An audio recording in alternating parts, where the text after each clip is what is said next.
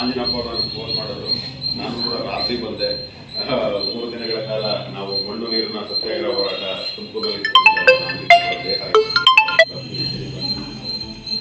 ಏನು ಡಿ ದೇವರಾಜ ಅರಸರವರು ಶೋಷಿತ ವರ್ಗದವರಿಗೆ ಒಂದು ಪ್ರಾತಿನಿಧ್ಯವನ್ನು ಕೊಟ್ಟು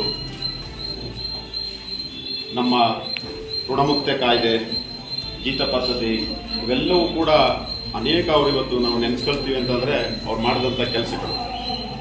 ಕರ್ನಾಟಕ ಅಂತ ನಾಮಕರಣವನ್ನು ಕೂಡ ಮಾಡಿ ಇವತ್ತು ಮಕ್ಕಳುಗಳು ನಾವು ಶಾಲೆಗಳಲ್ಲಿ ಈ ರೀತಿ ವ್ಯವಸ್ಥೆ ಆಗಿದೆಯಲ್ಲ ಅಂತೇಳಿ ಇಂಥ ಮಾರ್ಗದರ್ಶನ ಇಟ್ಕೊಂಡು ನಾನು 2009ರಲ್ಲಿ ಏಕರೂಪ ಸಮಾನ ಶಿಕ್ಷಣ ನೀತಿ ಜಾರಿಯಾಗಬೇಕು ಅಂತೇಳಿ ಮಂಡ್ಯದಿಂದ ಡೆಲ್ಲಿವರೆಗೂ ನಾನು ಸೈಕಲ್ ಜಾಥಾವನ್ನು ಮಾಡುತ್ತೆ.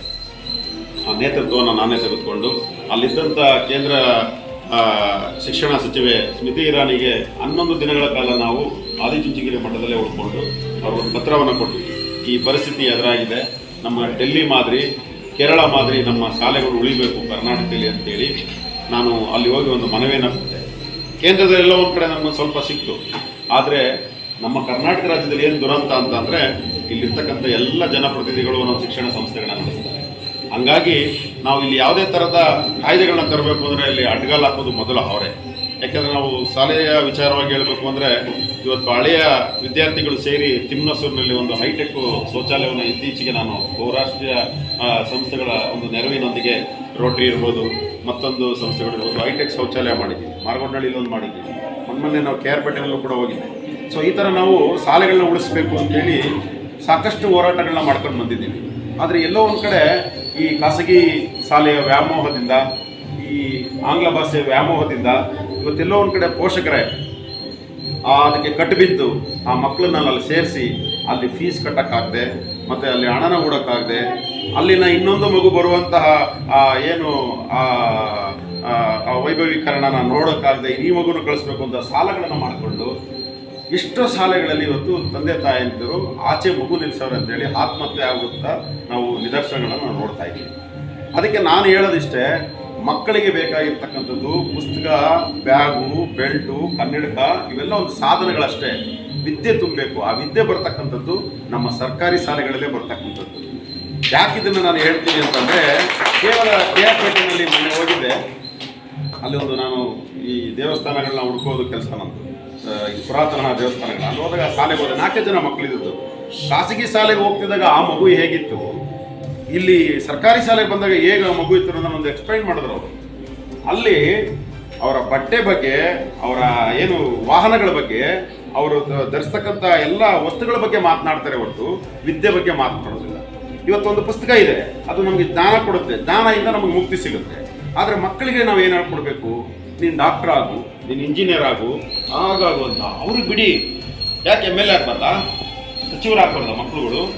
ಇವತ್ತು ಇಂಥ ಮಕ್ಕಳುಗಳು ಬಂದರೆ ನಮ್ಗೇನಾರು ಉಳಿಸೋಕೆ ಸಾಧ್ಯ? ಇವತ್ತೆಲ್ಲ 3ನೇ ಕ್ಲಾಸು 7ನೇ ಕ್ಲಾಸು ಓದ್ಬೋದು ಏನು ಮಾಡ್ತಾ ಇದ್ದಾರೆ? ಇದೇ ಈ ಥರ ನೋಡಿ ನಾವು ಶಾಲೆಗಳನ್ನ ಮುಚ್ಚುವಂಥ ಕೆಲಸಗಳು ಆಗ್ತಾ ಇರ್ತಕ್ಕಂಥದ್ದು. ಹಾಗಾಗಿ ನಾನು ಮಕ್ಕಳುಗಳಲ್ಲಿ, ಪುಟ್ರಾಣಿ ಮಕ್ಕಳುಗಳಲ್ಲಿ ನಾನು ಒಂದು ವಿಷಯ ಹೇಳ್ತೀನಿ ನಿಮಗೆ. ನೀವು ಮಾಡಬೇಕಾಗಿರುವಂಥ ಕೆಲಸ ಏನಂತಂದರೆ, ಈ ಶಾಲೆಯಲ್ಲಿ ನಾವು ಏನು ರ್ಯಾಂಕ್ ಪಡಿಬೇಕು ಅನ್ನೋದ್ರ ಬಗ್ಗೆ ನಾವು ಯೋಚನೆ ಮಾಡಬೇಕು. ಅಂದರೆ ನೀವು ಶಾಲೆಯಿಂದ ಹೋದ ತಕ್ಷಣವೇ ನಿಮ್ಮಮ್ಮ ಕೊಡುವಂಥ ಯಾವುದೋ ಅದು ಎಂಥದ್ದು ಗೋಬಿ ಮಂಚೂರಿನ, ಅದು ಗೋಬಿ ಮಂಚೂರಿ, ಈ ಪೂರೆನಾದು, ಇನ್ನೊಂದು ಕುರ್ಕುರಿ, ಇವೆಲ್ಲನೂ ತಿನ್ನಬಾರ್ದು. ನೀವು ಹೋದಾಗ ಅಮ್ಮನ ಹತ್ರ ಇಸ್ಕೊಂಡು, ಹುಳ್ಳಿಕಾಳು ಉಸ್ಕೊಂಡು, ಕಡ್ಲೆಕಾಯಿ ಬೆಲ್ಲ ತಿನ್ಕೊಂಡು, ಮತ್ತೆ ಕೊಬ್ಬರಿ ಬೆಲ್ಲ ಇಸ್ಕೊಂಡು ತಿನ್ಕೊಂಡು 1 ಅವರ್ ಆಟ ಆಡ್ಕೊಂಡು 2 ಅವರ್ ಬರಿಬೇಕು. ನಮಗೆ ಇಷ್ಟೊಂದು ಪುಸ್ತಕಗಳು ಏನು ಕೊಡ್ತಾ ಇರಲಿಲ್ಲ. ನಾವು ಹೋದಾಗ ನಾವು 4 ಪುಸ್ತಕ ಇಟ್ಕೊಳ್ಳೋದು. ಇವತ್ತೇನು ಟೆಸ್ಟ್ ಇದೆ, 3 ಪುಸ್ತಕ ಇಟ್ಕೊಳ್ತಿದ್ದೆ. ಒಂದು ನೋಟ್ಬುಕ್ ಬರ್ಕೊಂಡು ತಗೊಂಡು ಹೋಗ್ತಿದ್ದೆ ನಾನು. ಆ ಪುಸ್ತಕ ತೆಗೆದುಕೊಂಡೋಗಿ ಬರ್ಕೊಂಡು ಬಂದಾಗ ಅದ್ರಲ್ಲಿ ನೀವು ಬರ್ಕೊಂಡು ಹೋಗಿ ಮತ್ತೆ 2 ಅವರ್ ಕೂತ್ಕೊಂಡು ಬರೀರಿ. 9 ಗಂಟೆಗೆ ಮಲ್ಕೊಡಿ ಊಟ ಮಾಡಿಬಿಟ್ಟು, ತಿರ್ಗಾ ಬೆಳಿಗ್ಗೆ 5 ಗಂಟೆಗೆ ಎದ್ದೇಳಿ 2 ಅವರ್ ನೀವು ಕೂತ್ಕೊಂಡು ಬರೀರಿ. ನೀವು ಎಕ್ಸಾಮ್ನಲ್ಲಿ ನಿಮ್ಗೆ ಕೊಡ್ತಕ್ಕಂಥ ಪರೀಕ್ಷೆಯಲ್ಲಿ ಬರೆಯೋದೇ ಹೊರತು ನಿಮ್ನೇನು ಕೇಳಲ್ಲ. ಅವರು ನಿಮ್ಮ ಬಾಯಲ್ಲಿ ಹೇಳಿ ಅಂತ ಹೇಳಲ್ಲ, ಬರೀಲಿ ಅಂತ ನಿಮ್ಗೆ ಹೇಳ್ತಾರೆ.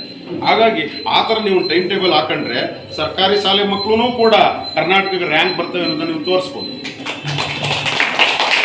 ಆಗಷ್ಟೇ ಅವ್ರಿಗೆ ಗೊತ್ತಾಗಬೇಕಾದ್ರೆ ನಾವು ಮಕ್ಕಳುಗಳಿಗೆ ನಾವು ಯಾವ ರೀತಿ ನಾವು ಪೋಷಕರಿದ್ದೀವಿ. ದಯಮಾಡಿ ನಾನು ಇರ್ತಕ್ಕಂಥ ಪೋಷಕರೆಲ್ಲ ಹೇಳ್ತೀನಿ, ನೀವು ಖಾಸಗಿ ಶಾಲೆಗೆ ಸೇರಿಸಿರಿ, ಸರ್ಕಾರಿ ಶಾಲೆಗೆ ಸೇರಿಸಿರಿ, ಯಾವುದೇ ಸೇರಿಸಿರಿ, ಪುಸ್ತಕ ಹಿಡ್ಕೊಳ್ಳೋದನ್ನು ನೀವು ಕಲ್ತ್ಕೊಳ್ಳಿ.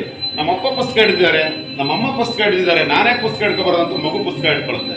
ಅದಕ್ಕೋಸ್ಕರ ನಾನು ಇವಾಗ ಪುಸ್ತಕದ ಕೂಗು ಅಂದರೆ ಕಾಯಕದ ಕುಡುಗೋಲು ಆ ಅಕ್ಷರ ಕಳಶ ಆ ಪುಸ್ತಕದ ಕೂಗು ಅಂತೇಳಿ ಒಂದು ಅಭಿಯಾನ ನಡೆಸ್ತಾ ಇದ್ದೀನಿ. ಇತ್ತೀಚೆಗೆ 4 ಹಳ್ಳಿಗಳಲ್ಲೂ ಕೂಡ ನಾನು ಅದನ್ನು ಮಾಡ್ಕೊಂಡು ಬರ್ತಾ ಇದ್ದೀನಿ. ಯಾಕೆಂದ್ರೆ ನೀವು ಪುಸ್ತಕಗಳು ನೋಡಿ, ಯಾವುದೋ ಬೇಂಚ್ ಅಡಿಲಿ ಬಿದ್ದಿದೆ, ಯಾವುದೋ ಅಟ್ಟದ ಮೇಲೆ ಇದೆ, ಎಲ್ಲರ ಕೈಲೂ ಮೊಬೈಲ್ ಇರುತ್ತೆ. ಮನೆಗೆ ಯಾರು ಬಂದಿದ್ದಾರೆ ಅತಿಥಿಗಳು ಗೊತ್ತೇ ಆಗೋದಿಲ್ಲ, ಯಾಕಂದ್ರೆ ಫೋನ್ ಹಿಡ್ಕೊಂಡು ನೋಡ್ತಾ ಇರ್ತಾರೆ ಎಲ್ಲ.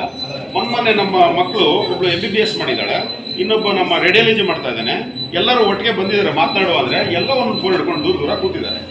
ಆಗ ನಾನು ಹೇಳಿದೆ, ಒಂದು ಪುಟಿ ತರಿಸ್ಬಿಟ್ಟು ಮೊಬೈಲಲ್ಲಿ ನಾನು ಇಟ್ಬಿಟ್ಟು ಬನ್ನಿಲಿ ಮಾತಾಡಿ ನನ್ನ ಜೊತೆಲಿ ಅಂತ ಹೇಳಿ. ಯಾಕೆಂದ್ರೆ ನಮಗೂ ಗೊತ್ತಾಗಬೇಕಲ್ಲ. ಆ ಥರ ನೀವು ಕೂಡ ಮನೆಯಲ್ಲಿ ಪುಸ್ತಕಗಳನ್ನ ಇಡಿ. ನಿಮ್ಮ ಮನೇಲಿ ಇವತ್ತು ಹೋಗಿ ಇಲ್ಲಿ ಬಂದಿರತಕ್ಕಂಥ ಇಷ್ಟೇ ಜನ ಸಾಕು. ಒಂದು ಬದಲಾವಣೆ ಮಾಡೋಕ್ಕೆ ಸ್ವಾಮಿ ವಿವೇಕಾನಂದ 100 ಜನ ಇದ್ರೆ ಒಂದು ದೇಶ ಕಟ್ಬೋದು ಅಂತ ಹೇಳಿದ್ದಾರೆ. ಹಾಗೆ ನೀವೇ ಸಾಕು. ನಿಮ್ಮ ಪುಸ್ತಕಗಳನ್ನ ನಿಮ್ಮ ಮನೇಲಿ ಇರೋದನ್ನ ತರಿಸ್ಕೊಳ್ಳಿ. ಅವ್ರ ಮನೆ ಒಂದು 20 ಪುಸ್ತಕ ಇರುತ್ತೆ, ಅವ್ರ ಮನೇಲಿ 10 ಹುಡುಗರು ಸಿಗುತ್ತೆ. ಈಗ ನನ್ನ ಮನೆಗೆ ಬನ್ನಿ, ನೀವು ಒಂದು 300 ಪುಸ್ತಕ ಸಿಗುತ್ತೆ.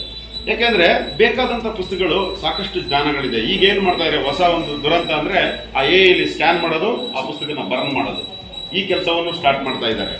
ಇವತ್ತು ಆ AI ಬರಲಾಗಿ ಇವತ್ತು 3 ದಿನ ಹೋರಾಟ, ಅದ್ರ ಬಗ್ಗೆ ಗೊತ್ತಿಲ್ಲ ಜನಕ್ಕೆ.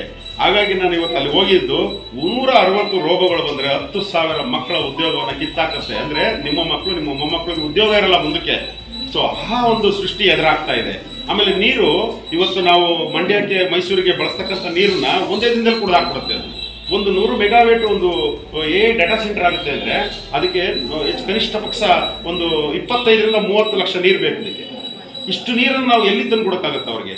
ಆಮೇಲೆ ಬೇರೆ ದೇಶಗಳಲ್ಲಿ ಅದನ್ನು ನಿರ್ಬಂಧ ಇರೋದ್ಮೇಲೆ ನಮ್ಗೆ ಯಾಕೆ ಇಲ್ಲಿ ತರಬೇಕು? ಅವರು ಬಂದಂಥ ಸಮಯದಲ್ಲಿ ನಮ್ಮ ಮಕ್ಕಳುಗಳು ಎಲ್ಲಿ ಹೋಗ್ಬೇಕು? ಇವತ್ತು ವಿದ್ಯಾಭ್ಯಾಸ ಮಾಡ್ತಾರೆ, ನೀವೆಲ್ಲ ದುಡ್ಡು ಕೊಟ್ಟು ಲಕ್ಷ ಕೊಟ್ಟು ಮಗುನ ಓದಿಸಿ ನನ್ನ ಮಗು ಉದ್ಯೋಗ ಹೋಗ್ಬೇಕು ಅಂದ್ರೆ ಎಲ್ಲೋ ಹೋಗಕ್ಕೆ ಸಾಧ್ಯ?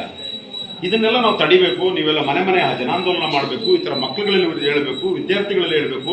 ಇದು ಭಾಳ ಯಾರು ಈಗ ನಮ್ದಾಯ್ತು, ನನ್ನ ಕೆಲಸ ಆಯಿತು, ಆಗಾಯ್ತು ಅಂತಾರೆ. ನಾನು ಕೂಡ ಉದ್ಯಮ ಮಾಡ್ತೀನಿ, ಜೊತೆ ಪ್ರವೃತ್ತಿ ಮಾಡ್ತೀನಿ. ಸೊ ಇದೇ ಕೆಲಸವನ್ನು ನಾನು ಮಾಡ್ಕೊಂಡು ಬರುವಂಥದ್ದು. ದಯಮಾಡಿ ತಾವು ಕೂಡ ಇಂಥ ಮಕ್ಕಳುಗಳನ್ನ, ಹಿರಿಯ ಯಾರು ಇಲ್ಲಿ ವಿದ್ಯಾರ್ಥಿಗಳಿದ್ದೀರಿ ಅವರೆಲ್ಲ ನೀವು ಸಾಕಾರ ಮಾಡ್ಕೊಂಡು ನೋಡಿ. ಈಗ ನಾವು ತಿಮ್ನೋಸ್ ನಿಮ್ಗೆ ಉದಾಹರಣೆ ಕೊಡ್ತೀನಿ.